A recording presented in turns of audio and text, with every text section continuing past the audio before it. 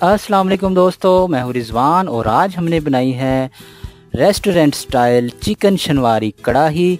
बनाना बहुत ही आसान है और बहुत लजीज तैयार होती है। तो आए देखते हैं हमने इसको किस तरह तैयार किया है। बिस्मिल्लाहिर्रहमानिर्रहीम। सबसे पहले 200 ग्राम मटन की चर्बी से बना हुआ हमने घी लिया है। इसमें हमने आधा किलो चिकन शामिल करना है और इसके साथ इसमें हम आधा चम्मच नमक शामिल करेंगे। अब तेज़ आंच पर इसको हमने इतना फ्राई करना है कि पहले हमारे गोश्त का रंग बदल जाए। गोश्त का रंग हमारा बदल चुका है। अब इसको हमने मज़ीद इतना फ्राई करना है कि गोश्त का जो पानी निकला है वो भी मुकम्मल तौर पर खुश्क हो जाए और गोश्त का रंग हमें हल्का सा ब्राउन महसूस होगा।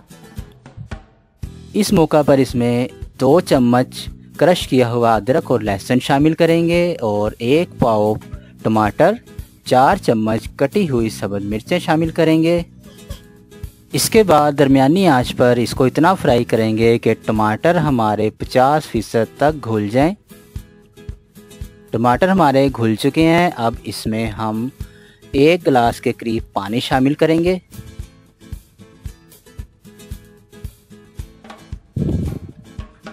और इसके साथ पौना चम्मच ज़ीरा शामिल करेंगे। अब इसको दरमियानी आंच पर इतना पकाएंगे कि हमारा गोश्त गल जाए। अगर ज़रूरत हो तो आप मज़ीद पानी डाल सकते हैं। गोश्त हमारा गल चुका है। अब जितना हम मसाला रखना चाहते हैं उसके मुताबिक इसका हम पानी खुश्क कर लेंगे। फिर इसमें पौना चम्मच पिसी हुई काली मिर्च शामिल करेंगे और इसको एक बार मिक्स कर लेंगे। फिर इसमें अदरक, सब्ज़ मिर्च और सब्ज़ धनिया की गार्निश कर लेंगे और इसको 2 मिनट के लिए ढक कर रख देंगे।